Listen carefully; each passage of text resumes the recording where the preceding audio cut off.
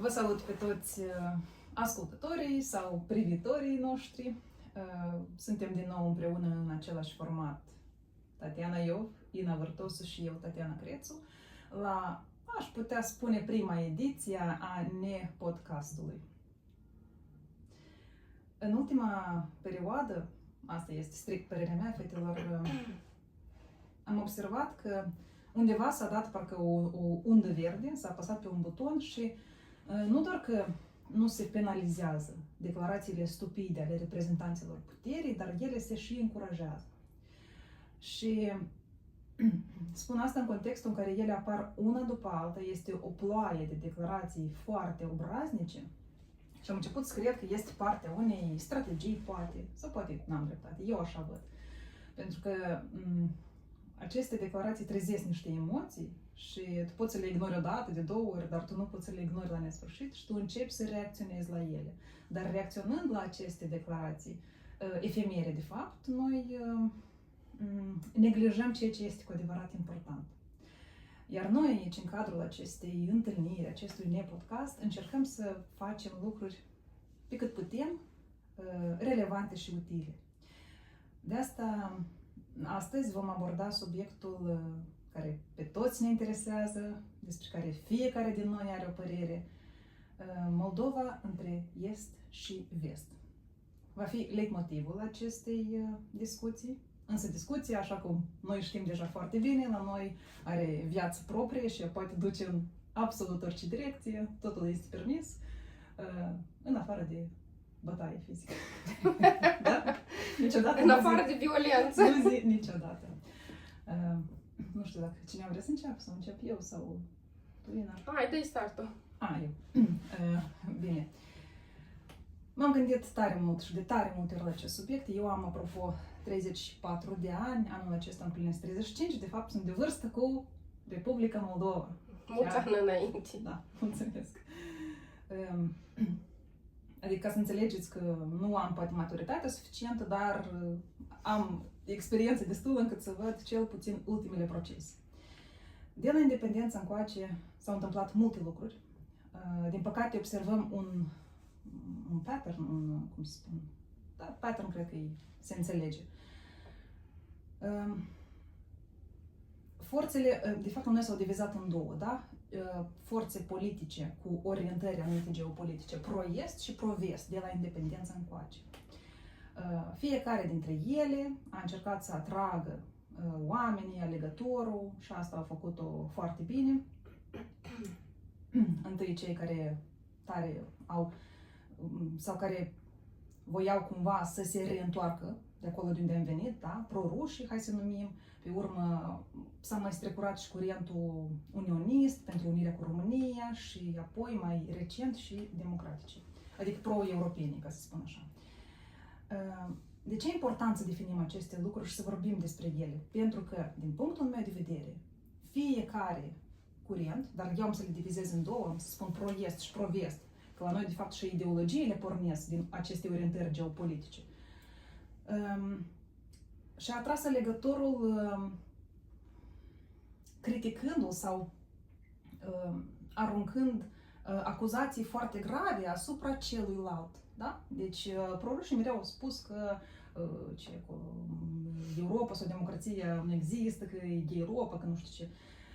Au încercat să deseneze Europa și democrația în niște culori foarte urâte, foarte sumbre, ceea ce nu era adevărat. Noi am văzut asta cu timpul și mai ales cu deschiderea pe care noi am avut-o spre Uniunea Europeană și spre țările democratice europene pe care am avut ocazia să le vedem cu ochii proprii.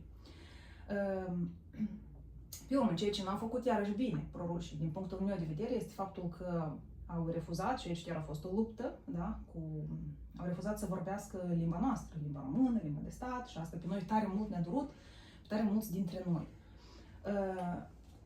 Ceea ce au făcut ceilalți, pe de altă parte, a fost demonizarea trecutului, neacceptarea a nimic ce vine din trecut.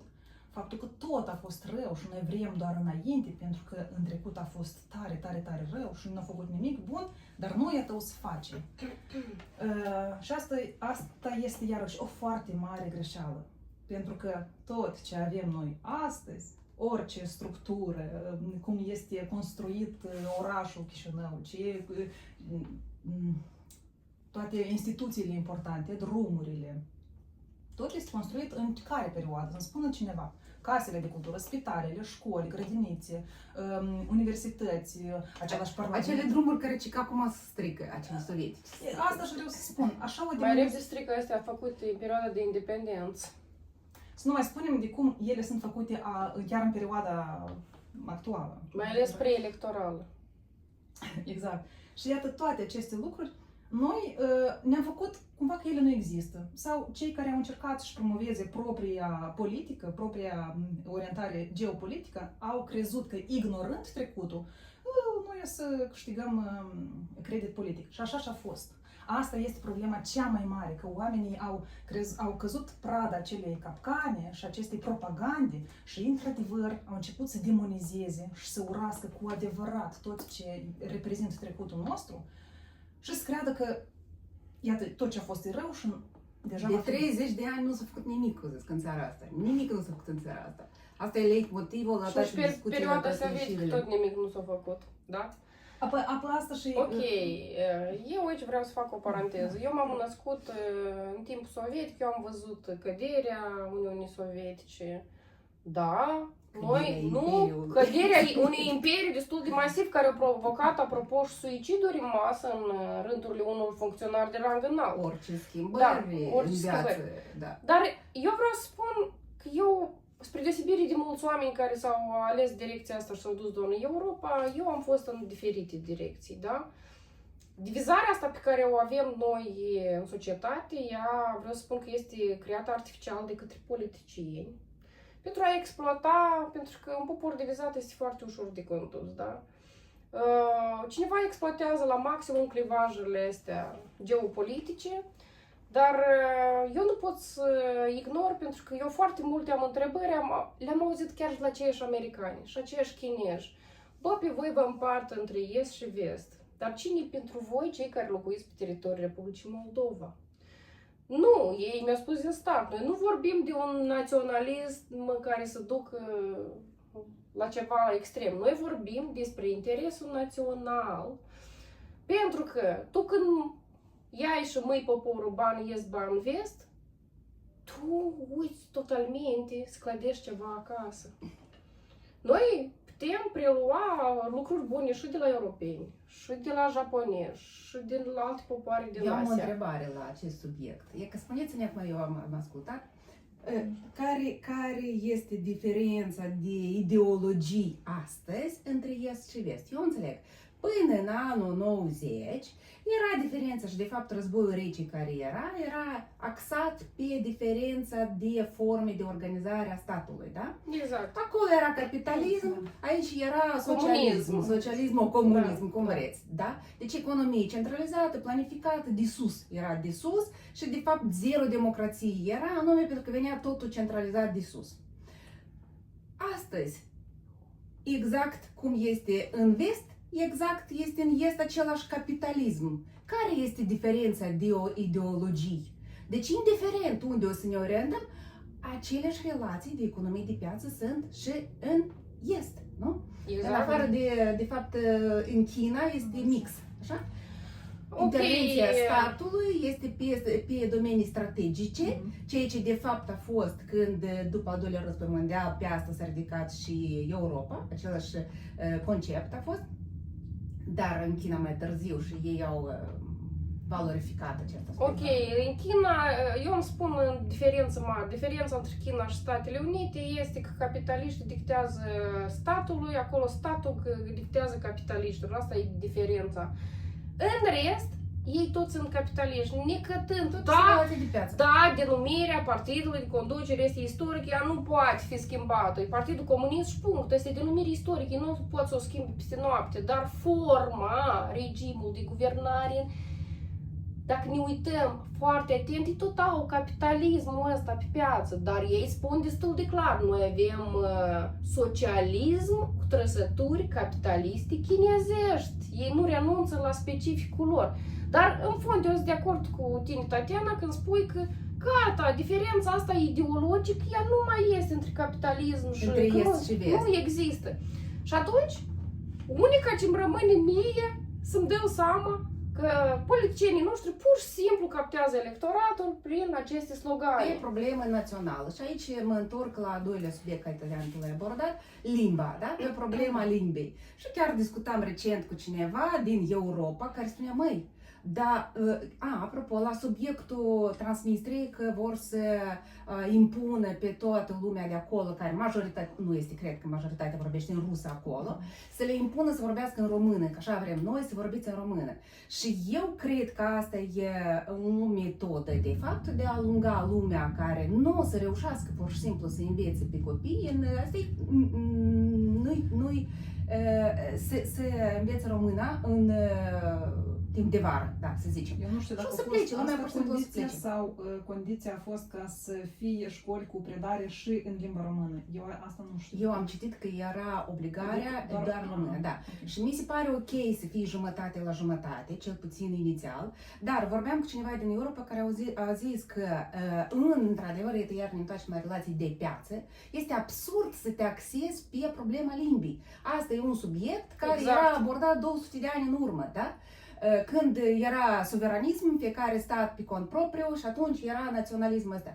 Acum când tu vrei să te integrezi și apropo, e contrar conceptul de globalizare, da, în lume, era logic să spui, hai, rusă, română și engleză, da? Nu poți să te limitezi doar la limba română și să promovezi aspectul ăsta de național, da? De naționalism atunci când vrei să te dezvolți și te integrezi pe piața est, vest și China. Și partea cea mai urâtă, că iată, nimeni nu s-a gândit de fapt la problemele țării, pentru că din punctul meu de vedere, cred că nimeni nu tare a vrut să le rezolve.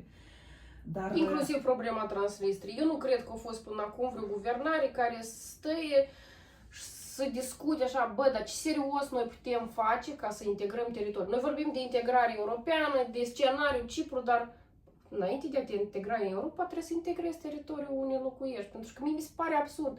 Ei nu se pot aplica. Scenariul Ciprului nu a lucrat nici până în ziua de azi. Voi vedeți unii în Cipru de Nord. Asta e, adică, da, cum a fost aplicat un asemenea scenariu și nu a lucrat. Cum credeți? Cu voia să lucreze? Deci, mai este o chestie. Eu nu vreau să ridic multe polemici și dezbateri, dar de facto, ce exemplu oferim noi, eu mă refer la guvernarea noastră, celor din Transnistria. Tu când vrei să-i convingi pe dânsi, uite, cu noi e mai bine, în Europa o să fie mai bine, care e exemplu? Ce model tu de guvernare le oferi lor?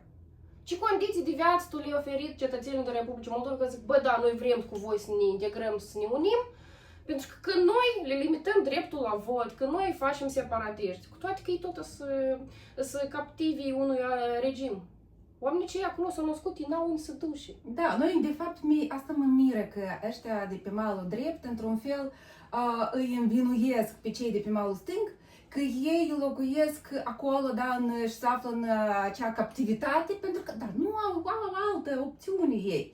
Și deci moldovenii, deci partea dreaptă a Nistrului, ar trebui, cum zice Ina, da, să le arăte, uitați-vă ce de bine la noi, ca voi să vreți să veniți cu noi. De fapt, acolo regimul ăsta, regim, dar ei au, apropo, la capitolul raport, da, cheltuieli, venituri, ei stau un pic mai bine, pentru că acolo, de ce? Că lumea spunea, iată, ei au refuzat gazul, suportul de aici, pentru că erau condiționalități de creștere a costului pentru ei, dar la veniturile pe care, mizere pe care ei le au, conducerea cea de acolo, înțeles că lumea, pensionare în special, că acolo majoritatea sunt pensionari, nu o să reușească să facă față și doar de asta ei, eu mă închipui, nu au acceptat aceste condiții. Și noi, apropo, aici pe partea dreaptă, întâi trebuie să facem acele condiții, cum ai zis, ca să îi atragem cu acele condiții de viață, să fie mai bune, raportul de venituri, cheltuieli, să fie mai bun, ca ei să vreie. Și nu doar asta, eu vorbesc de sistemul justiției, dacă nu de vor, organizare. nu place. Ce văd? Mie personal nu-mi place, de cum eu să mă duc și să, hai să punem așa, să reclamez lor, uitați-vă ce de bine la noi, mie personal. acești oameni din Transnistria, apropo, foarte des, că eu sunt pe malul Nistru, acolo a fost cândva zonă de conflict, eu îi văd foarte des, noi cu dânsii comunicăm, noi știm. Sunt exact aceiași moldoveni ca și noi. Dacă vor vorbesc română, dacă vor vorbesc rus, apropo sunt și ucraineni acolo mulți, pentru dânsii bariera lingvistică nu există. Ok, la cei în vârstă probabil să existe, dar ăștia mai tineri nu există. Dar tu, când îi faci pe dânsi separatist, practic, nu știu, mie mi se pare destul de urât chestia asta, pentru că urâtă, mai ales nu uităm că noi suntem o țară care, cât noi eram noi, vreo 4 milioane prin anii 2000, și acum jumătate plecați, noi chiar suntem o țară de migranți, noi am plecat de aici și nu ne place să fim tratați bine și cu respect și egal în țările în care plecăm, dar noi de aici nu facem lucrul ăsta. Și tragedia, durerea mea cea mai mare, de fapt, ceea ce a făcut guvernarea actuală și deși ea, pentru că în fond nu se deosebește foarte mult. Noi toți pe noi ne-am omăjit, hai să luăm așa, toți politicienii sunt fix așa, dacă luăm discursul exact. toți mint și așa mai departe. Pentru mine problema cea mai mare este faptul că ei au compromis parcursul nostru, hai să lăsăm european, dar parcursul nostru și calea noastră pe care noi putem să ne dezvoltăm ca stat. Cu bănăritul pe care noi l-am primit, noi putem să facem din țara asta o floricică. Și pe urmă suntem cu Europa, dar foarte bine. Noi de asta și am votat, că haideți, noi de acolo să primim bani. Și bani am primit, nu așa, dar așa, știi mai bine. Și ce am făcut cu dânsii? N-avem idee, țara acum este un dezastru. Și toate, cum spun așa, ideile geopolitice, orientările geopolitice posibile de la independență încoace au fost folosite. Nu există cineva să vină un înger din cer și îmi spună nouă că ce?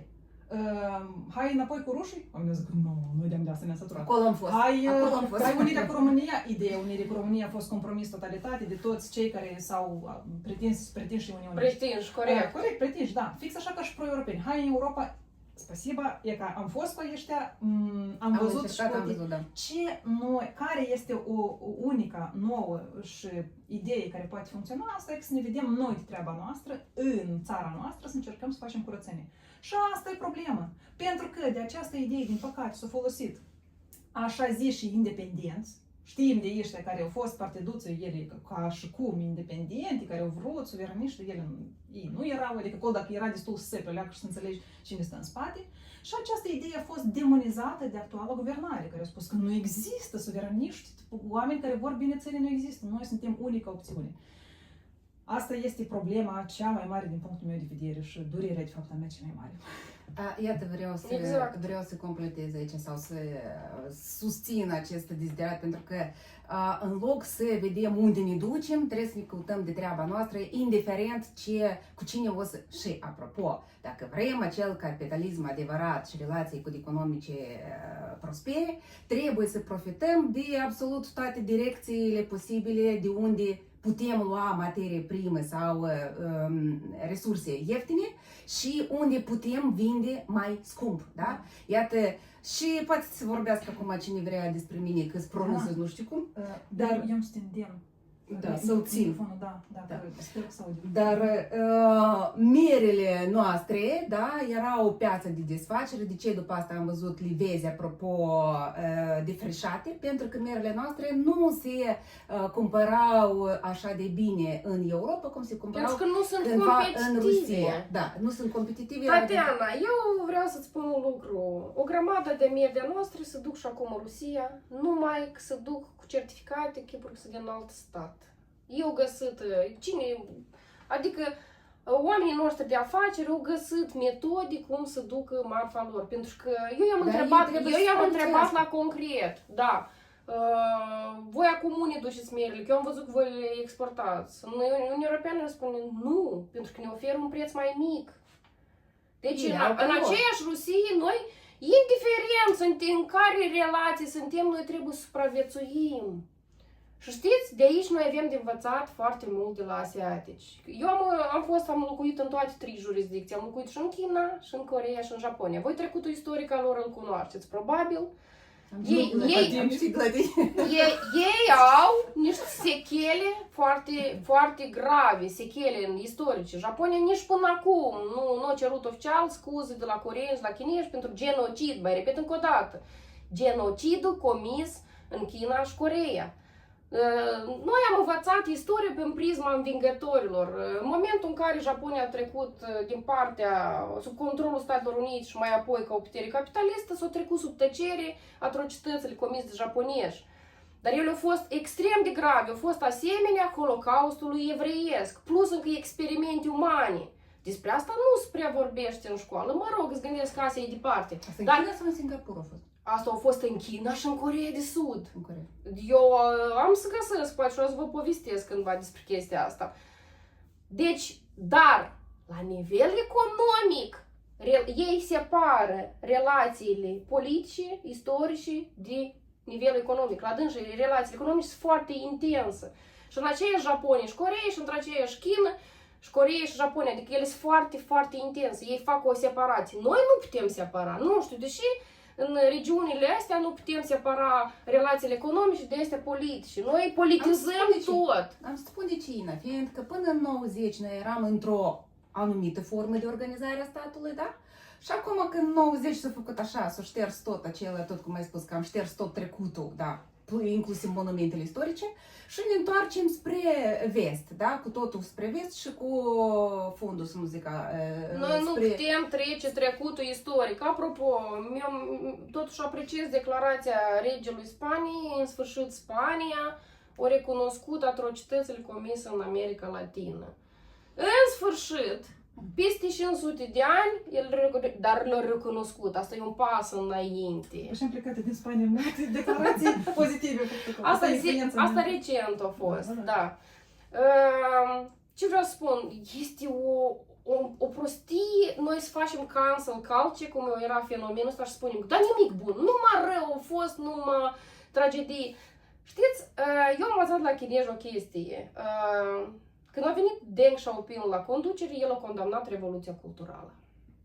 A făcut un manifest de 45 de foi și a zis, da, s-au comis atrocități, s-au comis crime, au murit multe milioane, au condamnat explicit. Dar noi nu putem nega contribuția același Mao care a fost dictator când ne-a eliberat de japoniezi.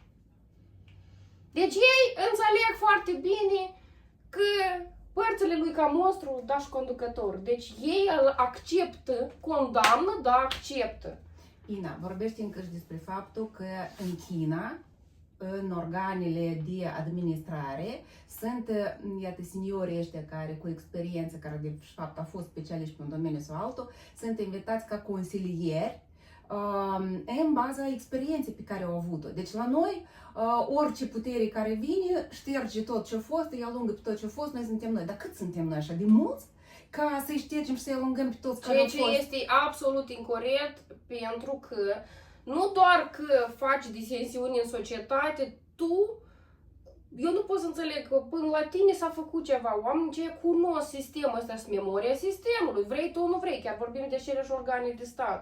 Da. Vii tu și trântești așa o teorie, vii cu un nou concept, dar stai o leacă, dar poate analizezi ce s-a făcut. Nu vii cu nou concept, e pur și simplu oamenii tăi care să fac și vrei tu. Poate tu analizezi, poate a fost ceva bun în ceea ce a fost făcut până la tine, poate ceva acolo trebuie modificat.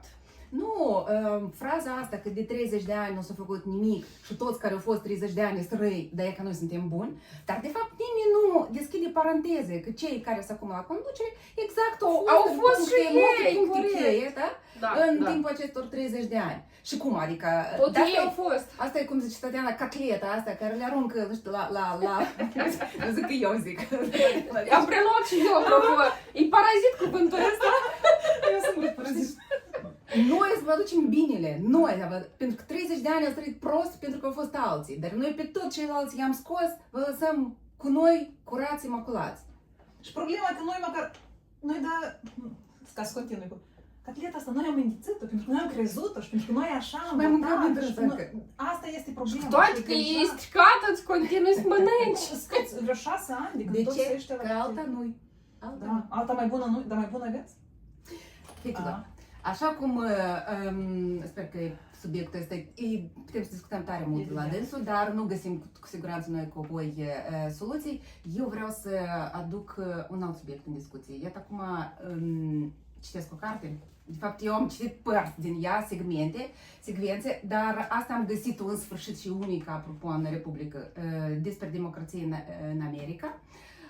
Așa că cine vrea după mine poate să se aboneze la Biblioteca Națională.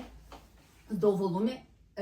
Alexis de Tocqueville, un politician francez, a scris această carte în 1848 și tot ce vorbește, nu chiar tot, fiindcă și în America lucrurile s-au schimbat, au evoluat în dependență de circumstanțe, dar în acei ani el a fost trimis de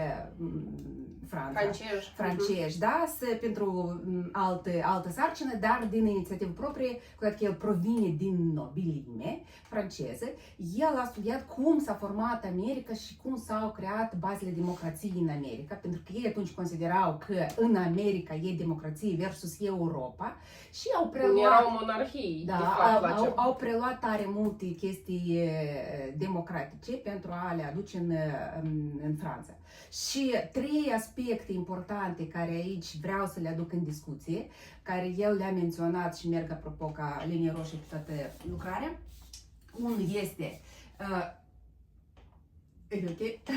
unul este despre fenomenul de tiranie a majorității, da, ați înțeles.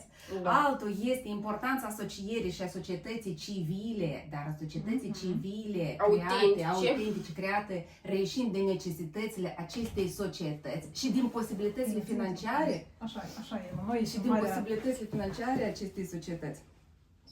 Mai bine așa. Așa e, scuzați. Și fac. Ce fac? Așa e, suntem echipă. Da.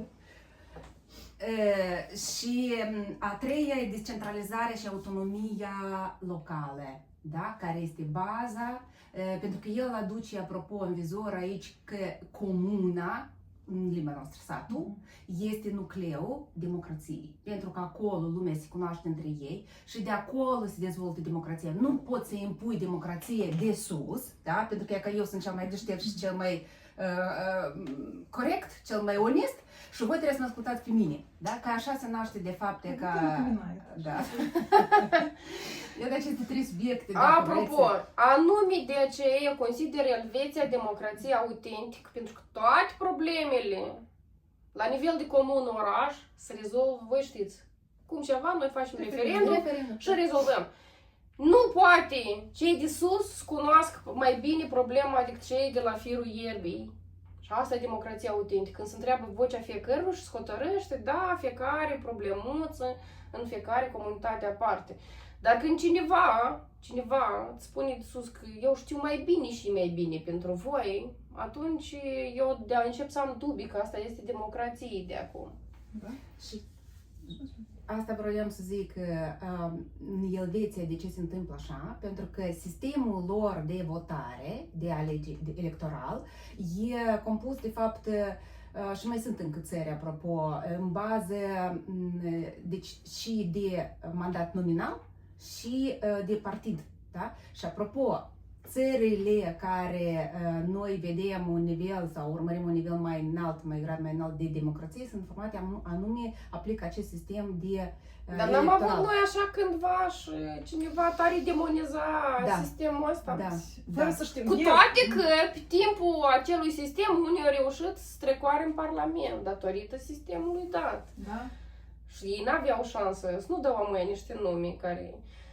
Da, asta a fost așa o încercare, da? Și cumva au zis că tot ce face și ăla, care Plahotniuc asta. Da. Că au făcut Plahotniuc, da? L-au legat că au făcut Plahotniuc și a fost pro. Tot e rău. Dar, de fapt, încă și la noi asta, apropo, în Uniunea Sovietică tot așa au fost, apropo, de jos venea, da? Și acum în Transnistria, apropo, este sistemul ăsta de sovieturi și ei vin de jos. Cei oameni între ei interesați și aleg reprezentanți în Păi în China e exact aceeași sistem. Cei din sat... Dar lumea spune că nu e democrație acolo. Cu toate că este o mare discuție ce înseamnă democrație. Tu nu poți să-i dai de cuvântul democrație o definiție. Mă scuzați că cineva... Nu poți să-i dai democrației o definiție strictă, tu trebuie să iei în considerație aspect cultural, aspectul ăsta istoric, cum s-a format fiecare popor în parte, cât multă lume trăiește în țara aia, că e ușor să pot ceea ce organizezi, de exemplu, în Elveția, tu nu poți organiza în China la 1,4 miliarde sau în India. Deci tu nu poți. Dar noi nu suntem nici pe departe 4 miliarde, Ina. Nu, eu vorbesc, e mare diferență cum se organizează într-un stat sau în altul. Deci definiția democrației, el trebuie să nu fie una fixă. Exact, adaptată circumstanțelor. Și noi cum suntem 2,3 deja, da? În Elveția cam 9.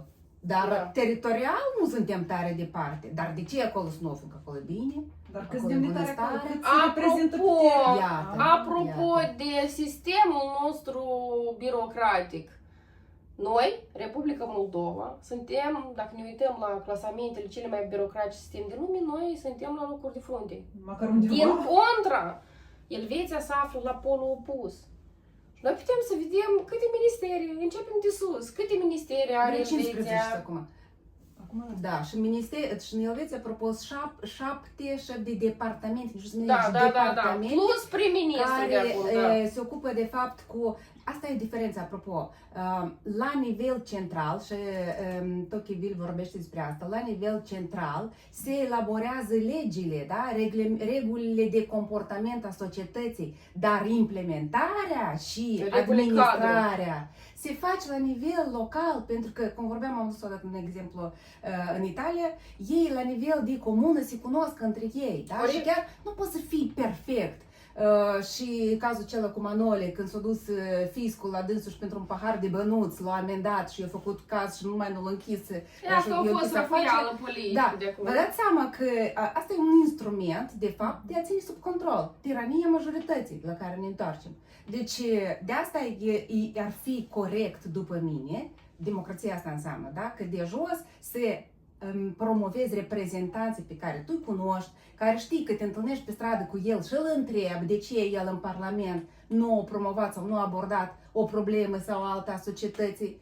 Dar așa când noi vorbim pe rețele despre probleme în fiecare zi, dar ei trăiesc în viața lor. Stați, dar eu o să fiu avocatul diavolului, pentru că așa e expresia, nu pentru că, da, chiar ați fi. Ia ca și ne pot spune, da, și ei acum fac reformă administrativ-teritorială. Centralizând totul. Păi iată, fac inversul la ceea ce ar trebui să facă. Pentru că centralizează toată puterea, toate competențele vin sus. Eu îi înțeleg pe ei, că ei vor să coordoneze toate procesele, da? Să pârghiile toate să fie la ei în mâini. Dar nu înțeleg lumea care asta acceptă, că nu sunt școli, nu sunt grădinițe, lumea pleacă. Dar asta e una legată de alta. Ok, eu sunt împotriva la chestia asta, că noi avem un sat de 1000 de oameni, de chiar 500 și este primar secretar. Eu sunt împotriva asta, să risipă de resurse. Dar, tu dacă, de exemplu, vrei să faci o comună, da, cum există în România, cu 10.000 de locuitori, hai așa, cu toate că minimum pragul e de 3.000 la noi, conform conceptului care îl oferă ei. Tu trebuie să-i oferi și competență și atribuții mai largi aceleași primării sau administrații publice locale. Despre asta noi trebuie să... Da?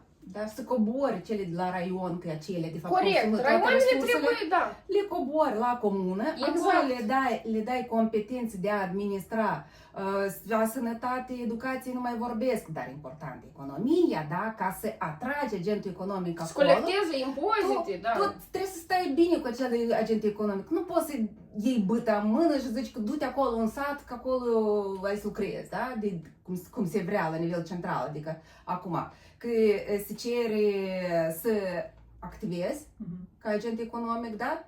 În cadrul legal, iată atâta și nici asta, dar nu este nimeni ideal. Deci se greșește undeva, e normal. Dar important să-ți asumi și să te conformezi. Dar pentru asta trebuie dialog. Nu poate fi acest dialog, și noi asta vedem astăzi. Toate competențele fiind sus, când sus la Ministerul Economiei nu ajungi. Toate sesizările care se scriu de agenți economici versus Parlament, versus Ministerul Economic, economiei se scrie că am luat act și dormiți liniștiți în Întâi te continuare. duci pe la ONG, dacă nu ai uitat. Și apropo, vorbind de Moldova în contextul Est și Vest, cel mai tare suferă agenții economici, pentru că limbajul business-ului nu face diferența asta geopolitică. Oamenii de afaceri găsesc oportunități peste tot și caută peste tot. Ei anume sunt cei care fac legătura între state. Și atunci, păi, nu trebuie să înceapă asta de la o politică de stat, că ok, Moldova de fapt este un stat extrem de mic. Haideți să fim serioși. Pe fundalul chiar statelor vecine, noi suntem alături de state destul de masive. Dacă mai luăm și vecinul nostru Rusia, în genere. Și nu putem fugi. Asta e un Noi nu putem fugi. Noi nu putem fugi. Da, alături este Ucraina, este România, dar nu departe este și Rusia. Tu nu poți să ieși cu megafonul și să strigi tăte ce strig acum, fără a aștepta anumite consecințe. Apropo. Hai să vă spun și scriu un fermier din Hâncești. Motorina se scumpește pe zi ce trece. Acum 3 luni în urmă am procurat 9 tone cu 18 lei litru. O săptămână comparăm cu 23 de lei. Azi a ajuns la 25,4 lei litru. Iar pentru sezon ne trebuie măcar 50 de tone. Anul trecut vindeam kilogramul de porumb cu 3 lei 50 de bani. Acum ne dau doar 2 lei 60. Da? Deci, cheltuieli versus venituri, care este raportul. Deci, noi muncim zi și noapte pe câmp, dar devine tot mai greu să scoatem la capăt. Unde e ieșirea? Ce să facem? Eu, sincer, chestia asta de multe ori, pentru că și părinții mei sunt mici fermieri, noi creștem roșii, eu n-am să înțeleg niciodată, la asta e vinovat, apropo, nu doar statul, aici sunt mai mulți factori, apropo, dar eu n-am să înțeleg niciodată că în sine costul smărește și prețul de realizare se micșorează. Importul, Deci, ok, păi, dar cine coordonează cu importurile? Niște forțe inamice. Tot rușii, probabil. Tot Putin. De atâta. Da, iată asta Eu la vreau să subiectul spun despre și privați. mulți Că privații vor fermierii să noștri. supraviețuiască. Dacă tu le zici că faci ce vreți, deci tu nu mai trebuie ca stat. Statul este pentru a crea condiții de viață. Exact. Ori luăm sistem, preluăm chinez, da, unde statul și ia responsabilitate. Apropo, dictatura au mai fost, dar în caz de când se asumă o dictatură, se asumă și responsabilitatea pentru viața celor oameni din acel stat. Exact. Deci ori preluăm acel sistem, ori statul trebuie să se limiteze în competențe, cum face Elveția. Da? Ori așa, ori așa. Dar nu poți când administrarea este centralizată tot mai mult și mai mult, dar responsabilitatea se diminuează pe zi ce trece și vedem văzând cu Ok, ori. Tatiana, dar la noi este ca în China sistemul ăsta, este ministerul și mai sunt diferite autorități care la nivel local. Și vine și spune, ia uite, vecinii tăi toți cresc găini. Tu nu trebuie să crești găini. Eu înțeleg că tu vrei să crești găini, dar eu am să-ți propun o soluție. Eu am să-ți dau niște fonduri și ia te rog să crești albine. De ce? Întreabă fermierul. Pentru că tu n-ai să fii competitiv, pentru că a să diminueze pe marfa iurea, voi toți ați creșteți găini, dar miere voi n-aveți în localitatea voastră. Sau a venit ăștia, reprezentanții puterii, s-au uitat într-o localitate și zice, voi aveți cel mai mic PIB în regiunii la voi. Iată să vedem care e problema. Eu am început să analizez, să vadă cauzele. Am văzut că gradul de alfabetizare e mic, am văzut că mulți erau instruiți în altă profesie, dar profesia aceea nu mai este actuală. Dați să schimbăm. Ce au făcut? Eu mă gândesc că pentru voi, pentru localitatea voastră, noi putem construi o fabrică de industrie ușoară. Ori de reciclare deșeurilor. Nu, eu vorbesc cazuri concrete acum. Cu asta s-a ocupat. Când s-a dus peste 2 ani, iată să vedem rezultate. Oho, îmi place, la voi PIB-ul s-a mărit de 2 ori. Cine la noi monitorizează cu cine și ce se ocupă? Eu am pretenții, vin ăștia de psihotare, apropo, și spune că, ia că eu am construit 100 de serii sau nu știu acolo și sunt în pierdere. Stai o leacă. Ăștia care rămași în țară, îți bătrâni toți. Ei n-au altă soluție decât să ocupe să fie fermieri. Ei nu au... Dar nu mai au nici educația. N-au nici educația. Tu ai fost psihotare, vină, implementează bunele practici care le-ai adus tu din Italia, de unde mi-ai venit tu, fă altceva decât ce fac oamenii, pentru că tu nu o să fii competitiv și o să-i înătuși pe ăștia care fac puțin pentru a supraviețui. Dar mă întreb, ce face statul aici? Ok, oamenii nu pot singuri de multe ori să analizeze piața, nu au în primul rând abilitățile astea să vadă cum se face analiza pieței, să facă analiza SWOT. Și toți oamenii știu de chestia asta, nu știu. avem un stat de experți. Dar noi avem oameni care noi plătim pentru asta și spun, măi om bun, nu-i fă seriile astea, că și așa noi avem. Hai să facem o uzină pentru prelucrare. Pentru că cum să mărești costul unui produs? Când el trebuie Când îi dai cuiva. valoare adăugată. Da. Noi avem mulți care cresc roșii sau, nu știu, cresc ceapă. Hai să facem conserve. Dar fabricile de conserve s-au închis, apropo, sovietici care au fost. Eu știu, la noi în localitate au Da. fost s-au închis. Da, și ele pe acolo. Pe ca sovietici nu au făcut nimic, dacă pe independență noi am făcut. Câte uzine au fost închise? Bă, eu înțelegeam dacă ei căutau resurse să le modernizeze, dar nu să rămână numai două pietre acolo, numai fundamentul. Asta e catastrofă, pur și simplu. Noi trebuie să avem organe care să monitorizeze și să spună, măi, oameni buni, e ca voi trebuie să vă ocupați cu asta, noi vă recomandăm, că oricum nu poți impune, dar trebuie să stimulezi cumva. Dar e ca voi, noi nu avem asta, hai voi produceți produsul ăsta. Apropo, a fost cândva o idee de clusterizare a regiunilor, da? Asta e ok să fie. Apropo, asta este în China, dar ei... Clusterizarea asta e prea mică noțiunea să spun ce fac chinezii. Sunt regiuni întregi, orașe care se ocupă numai strict cu asta. Și alături orașe care se ocupă strict numai cu un domeniu. Deci asta e clusterizare globală de acum. Deci e tot un lanț acolo făcut. Pentru cineva, ok. Bine, iată, la în zona conducerea voastră, lor unde sunt roșiile, ingineri. produc roșiile, da? Să fie o uzină de conserve, Corect, să fie dar o și-a uzină fost. care cineva promovează produsul ăsta, da? Nu doar toți cresc roșii, dar nu are cine le ulterior consuma, da? Prelucra, promova, pentru că este important, apropo, în lanțul ăsta de aprovizionare valoric, da? Ca să creezi lanțul de la producător până la consumator. Toți produc, tot ăsta care produci, se gândește un să le vândă, nu găsești un să le vândă, dar acea uzină avea să prelucreze, acel alt agent economic să facă marketing, să caute distribuție. Pentru asta sunt cooperativele pe care mulți au venit și au îndemnat pe moldoveni, voi uniți-vă, că ăștia crescătorii de roșii, uniți-vă într-o cooperativă. Eu nu vă rog la cooperativă de asta de tip mare, pentru că să vă promovați interes. Și aici este o reticență din partea moldovenilor. Da? Dar cine să administrez cooperativă? Nu vreau să mă subordonez lui. E că aici tot e o reticență din partea moldovenilor și tot e o chestie de mentalitate. Trebuie promovat la nivel de stat. Eu mi-am explicat într-o postare care e problema cu cooperativele. Și eu credeți-mă, numai eu știu câte adunări au făcut și americanii, și elvețieni, au venit și din Europa și le-au făcut adunări. Oameni buni, voi n-ați puteți. În primul rând, supermarketele, dați timp. Noi vorbim de că trebuie să fie asigurată marfa pe rafturile supermarketelor, nu știu, 50%. Dar o rețea ca Linela nu poate lucra cu cantități mici, lor le trebuie un anumit volum, e foarte complicat să lucrezi cu contracte mărunte și cu fermieri. Asta tu trebuie să-i furnizezi volum. Și totodată noi ne batem în cap cu o altă problemă și a noștri nu se pot uni, ăștia de la stat favorizează producția adusă, care de multe ori, apropo, nu e calitativă, pentru că ea nu este primit pe piața europeană și o aruncă automat la noi, e adusă ieftină.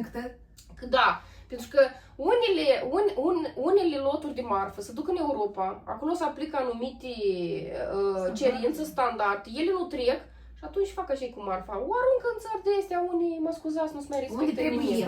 Reticența asta e și se explică, pentru că noi suntem și am fost, nu știu dacă e verbul corect, trăsniți de atâtea ori, noi nu putem să avem încredere și noi știm că suntem Noi nici nu avem încredere unii în alții. De atâta că noi știm că suntem pe cont propriu, cum o stăteam de foarte multe ori. Nu există cineva, și tu dacă să ai o problemă și tu dacă să fii, de exemplu, ca o organizație, nu contează, că noi trei ne unim în ceva și Eu dacă știu că dacă ceva se întâmplă, eu pot să mă duc în instanță, eu pot să mă duc să-i fac dreptate, pentru că eu știu că dreptatea Exact. e partea mea. Acolo Este și aspectul ăsta. nu există așa ceva. Și doi, mi-mi place că discuția s-a dus fix ca în nucleul în care e important. Că noi vorbim despre Moldova, este și vest, dar pe noi ne interesează țara noastră. Viața noastră. Și într-adevăr, ce e important ca o țară să se dezvolte este ce?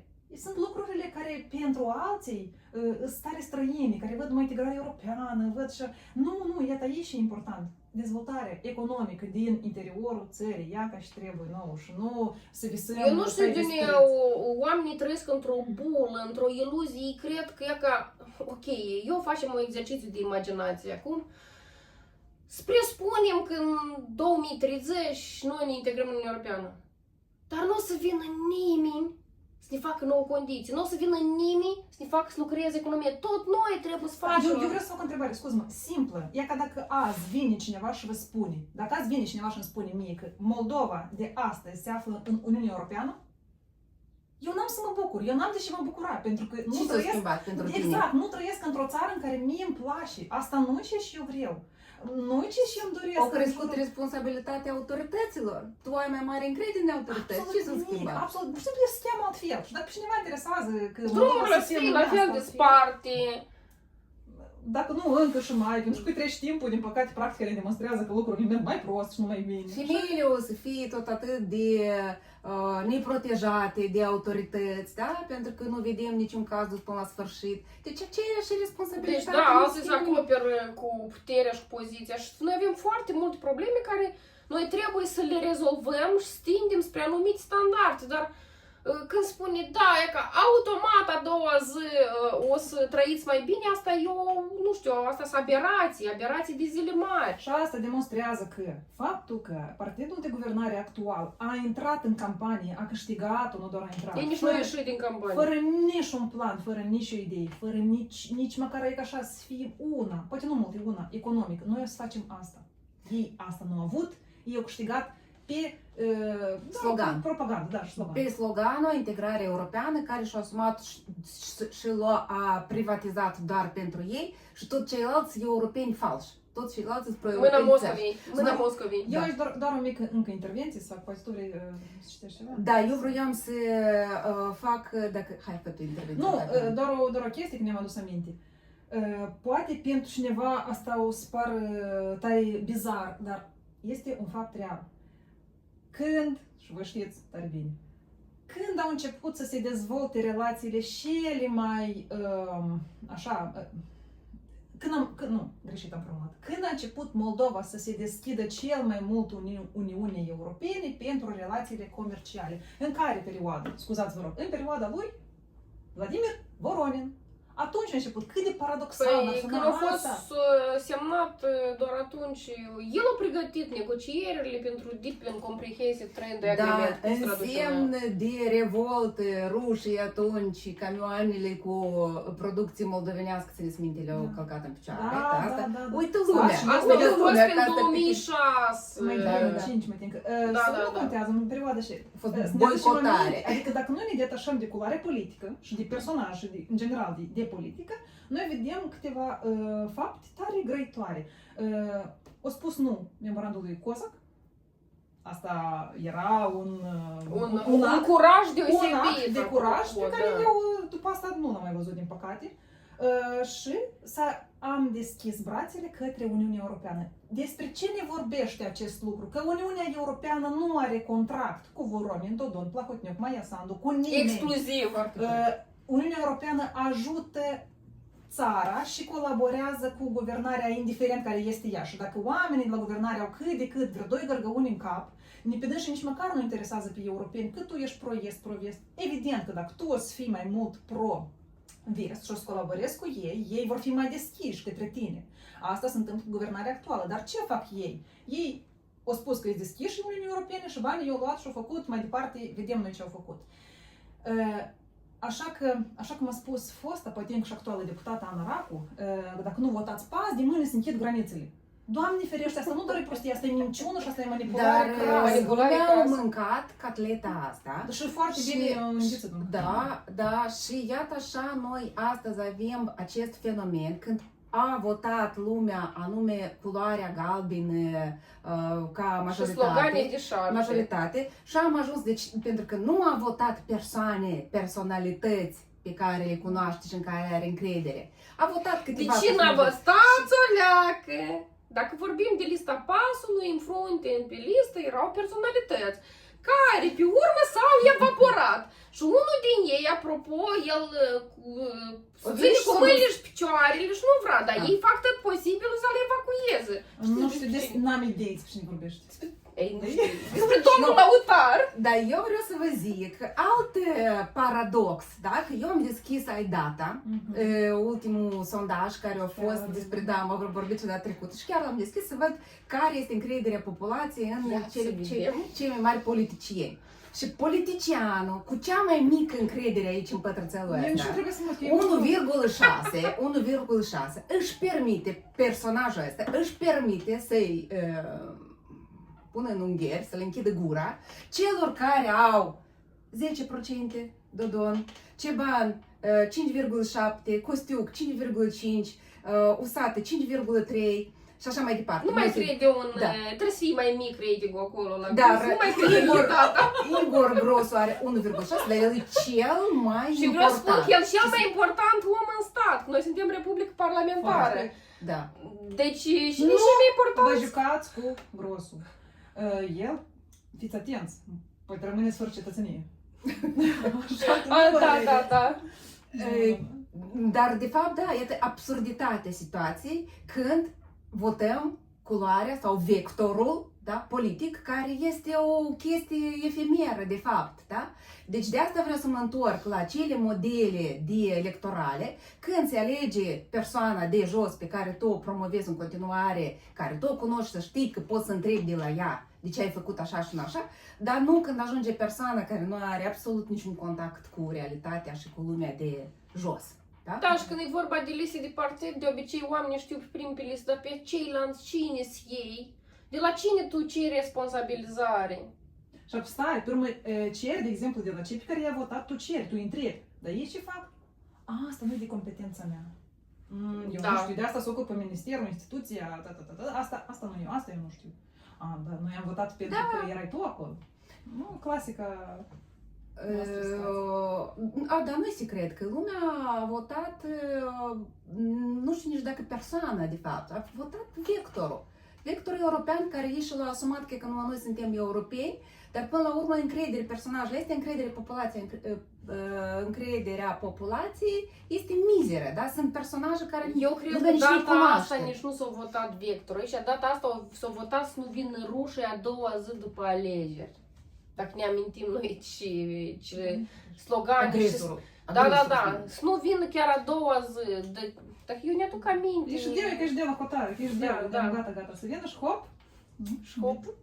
Și hop s-a întors și-a plecat. S-au speriat.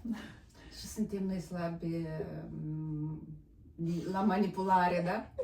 Eu cred că așa e firea umană, nu cred că trebuie noi tare să ne blamăm pe noi. Noi suntem așa, istoria noastră e destul de scurtă ca și stat, noi trebuie să avem și asta în considerare. Noi suntem foarte divizați, nu numai ca și ideologie, dar ca și geografic vorbind. Noi mai nou suntem divizați nu numai ca limbă, dar și religie. Uitați-vă cum se manipulează cu religie, limbă. Și noi suntem peste tot. Noi suntem și în Moldova, trei moldoveni, câțiva sunt în Italia, Franța, Germania, care în America. Și toți văd situația de acasă din prisma, din perspectiva lor sau din ce și ei reușesc să vadă acasă. Așa că divizarea, eu nu vreau să justific tare, să spun că nu e strașnic. Da, e strașnic, oameni buni, trebuie să ne trezăm și să deschidem ochii, să nu spun alt cuvânt, să nu folosesc alt verb, de chiar să-l folosesc, ibelim. Dar situația, pentru că situația este foarte... Eu odată la subiectul ăsta mi-a adus aminte despre o discuție cu o doamnă în avion și era după alegerile prezidențiale și ea zice, da, nu-mi place ce se întâmplă, da, nu mai este idealul mai Sandra. Dar pe cine trebuie să votez? Pe găgăuzul ăsta! Înțelegeți? lumea, îi contează națiunea. Cine este? E Gagauz? Nu, Gagauz nu votă. Acela are rădăcini rusești sau familie rusească? Nu. Da, pentru că noi provenim din Brașov, o viță nobilă, moldoveni în general. Noi așa suntem, avem sânge albastru, cât noi, nu. Și ne interesează să fim Buget și, e acasă întrebare, Da. ce? Ce? Moldoromâni. Da. Ceva. Dar atunci când o să ne apropo despre ce Elveție, da, despre cele cantoane care sunt reprezentate cu limbi diverse în Parlamentul lor, anume pe baza asta de democrație reprezentativă și este bazată prosperitatea sau dezvoltarea economică a statului. Nu poți să te dezvolți economic, că zici că cu așa nu lucrezi că e găgăuz, dar cu așa tot că e rus, dar așa mâine nu-mi place că e italian, nu-mi place nici de spaniol, fiindcă spaniol am auzit că nu se leagă cu europenii și tare independent. Nici spaniolul nu e bun pentru mine. Cu cine lucrezi? Singur cu tine? Ok. Dar noi am văzut la ce aduce lucru singur cu tine la nivel geopolitic. Că, scuzați-mă că râd, dar s-au ajuns la o situație că însuși marele Donald Trump, care reprezintă America, s-a pomenit singur. Ia ca la ce aduci că lucrezi cum ai singur. scris tu, când țep cuiva groapa, poți ca singur întrânsă. Da. Noi vedem asta la nivel mult mai mare, păi la nivel de Moldova e logic să aplică mai acest exemplu. Și Elveția, tare bun exemplu, el a fost adus de multe ori în discuții și în campanii și toți promiteau o mică Elveție și nu știu și acolo nu există nici problema asta, bariera lingvistică, dimpotrivă, foarte bine se vorbesc 4 limbi în general. Da, 4 limbi de stat, și tot e bine la noi așa ceva, nu, noi suntem mândri, noi suntem niște elvețieni, suntem trebuie să înveți româna și să vorbească numai română și în magazin când duci că vorbiți română. Româna este limba majorității. Aici este și o vina noastră că mulți au locuit, chiar vorbitori de limba rusă, au locuit și noi nu am impus atunci să învețe. N-am cerut. Asta e și vina noastră ca popor majoritar. Asta e vina noastră. Noi nu trebuie să negăm chestia asta. Dar asta nu înseamnă că noi nu trebuie să recunoaștem că există minorități care au limbile lor. Și au dreptul să vorbească da. Nu numai rusa, ucraineana și găgăuza, dar și engleza, și italiana, și franceza, și germană. Mai ales azi, când majoritatea moldovenilor, când revin, involuntar vorbesc limba de unde vin, de unde s-au obișnuit să vorbească, da? Și cum? Să-i blamăm acum că vorbește italiana, ori vorbește... Eu, de exemplu, cu oaspeții mei, când vin, indiferent ce nivel de eu cunosc franceza, eu încerc să vorbesc în limba lui. Încerc să vorbesc germană zero, să vorbesc engleză, încerc să vorbesc odată cu o poloneză, apropo, cu o familie de polonezi, și ei cunoșteau un pic și franceza și eu cuvintele care franceză nu puteam să mi le duc aminte, vorbeam în rusă. Și aici am găsit, da, ei rusa zero, da, pentru că ei polonezi din Franța.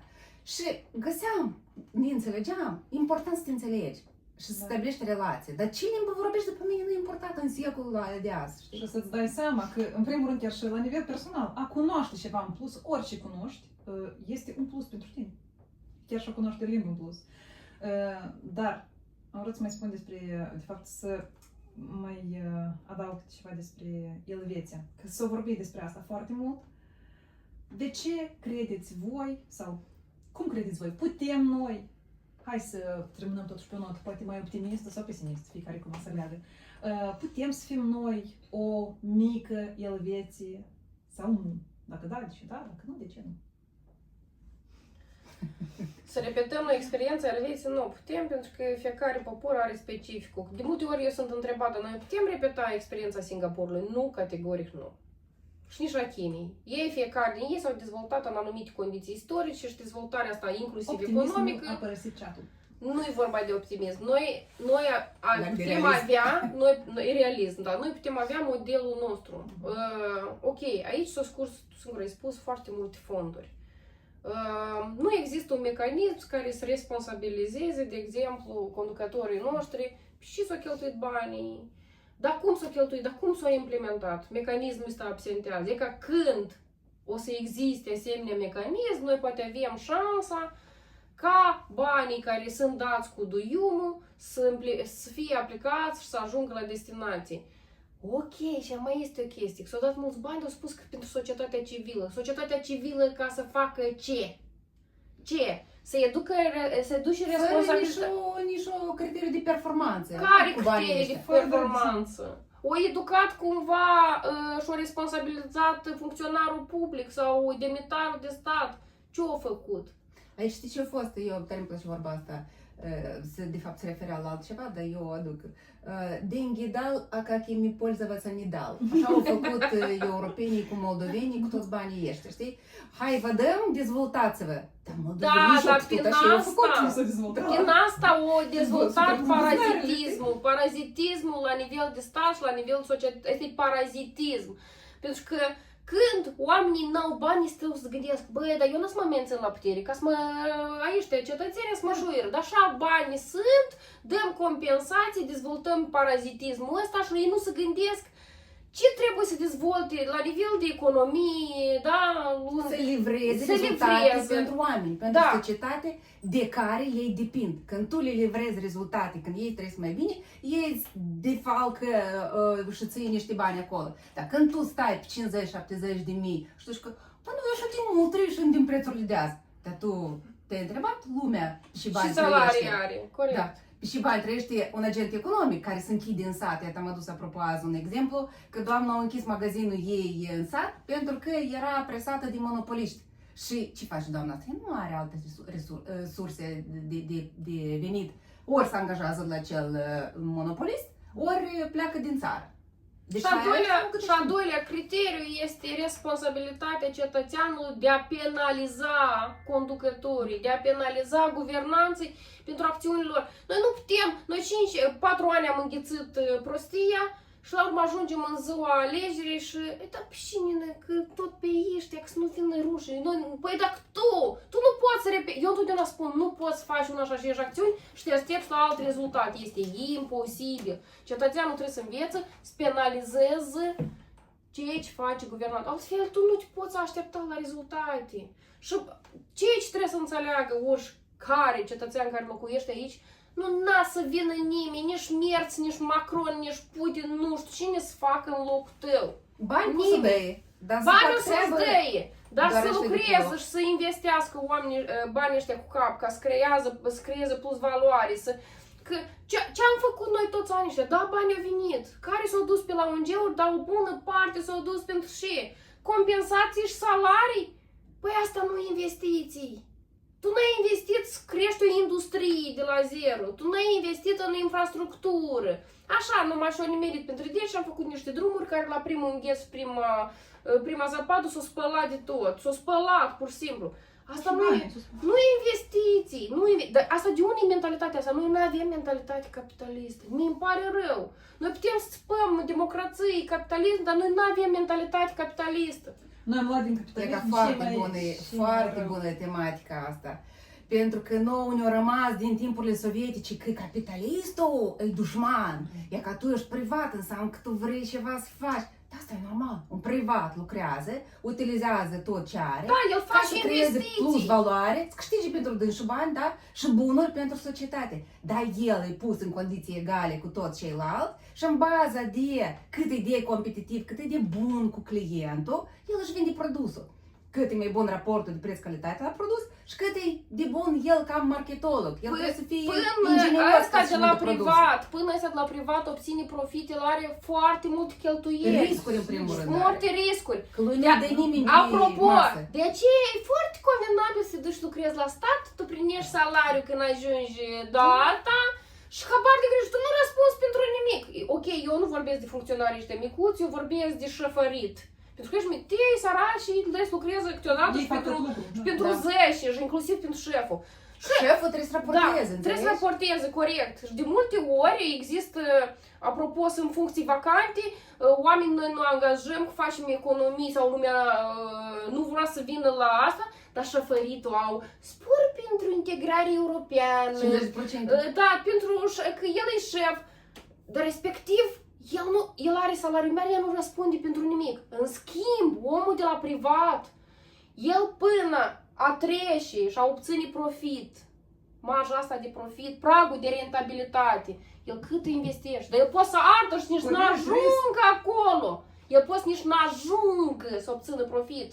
de spună ceva despre mentalitatea moldovanului la acest capitol, inclusiv sau în special a unui deputat, într-o discuție, într-un platou de televiziune, într-o pauză de publicitate, vorbeam cu, și vă spun cine, care, am uitat numele lui, în sacou roz. Eu m-am gândit că spui din strate. Corect. Da. Uite, când ai început, mi-a venit deodată imaginea lui Strate. Știi ce mi-a zis el? Zici că, da, cum ăștia, că despre salariile mari a ONG-știlor și a demnitarilor, a funcționarilor, el spune că, dar știți ce salariu au ăștia de la Molcel și de la Orange? Eu am rămas stupefiată. Zic, da, ei sunt privați. Da, Eu ca persoană fizică, eu pot să cumpăr de la ei produsul, pot să nu-l cumpăr. Ei și-l fac datorită activității în condiții concurențiale. Da, tu ca demnitar care El nu-i plătit te plătește omul simplu, e obligat să te plătească, noi suntem obligați să defalcăm impozite și așa mai departe. Deci aici ei nu înțeleg că nu fac diferența între privat, ei invidiază pe privați că ei câștigă mult. Păi da, tu dai voie să lucreze privatul și o să-ți dai ții ca tu să-i conduci pe toți oamenii ăștia. Nu. Mentalitatea sovietică. Eu cred că și eu trebuie să primești cel mai mult. În cazul unui anumit personaj, cum ar fi domnul Rozove Pantera, Sacou Roz, eu cred că nici nu cunoaște lucrurile astea de bază. Părerea mea. Eu cred că sunt oameni care pur și simplu nu le cunosc așa ca și structură. Pentru că dacă altfel nu avea să spun argumentul ăsta, cu atât mai mult să-l spună în ideea că el are un contraargument, că se apără cumva sau apără cei și... Știți cât au cei de la Molcel și la Orange? Doamne ferește. Așa. Înseamnă că o mică Elveție nu putem fi, dar putem să ne adaptăm noi, da, în condițiile noastre, cu particularitățile noastre, atât interne, cât și geopolitice. Să nu uităm acest aspect. Noi trebuie să preluăm experiențe. Am văzut acolo, trebuie să le promovăm aceste experiențe. Dar trebuie să avem și capabilitatea.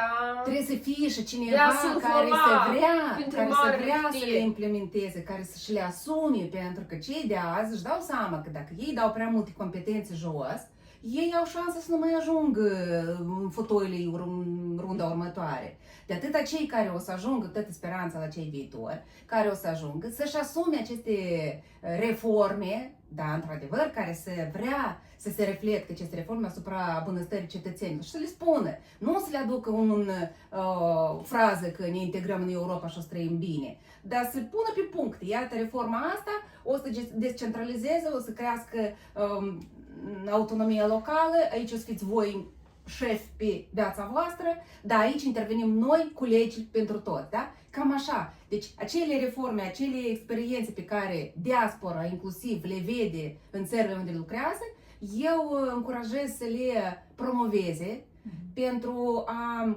stimula cumva dorința asta de a transpune și în cadrul nostru legal sau în forma de organizare a statului nostru Moldova, clar, reieșind din posibilitățile noastre. Da, corect.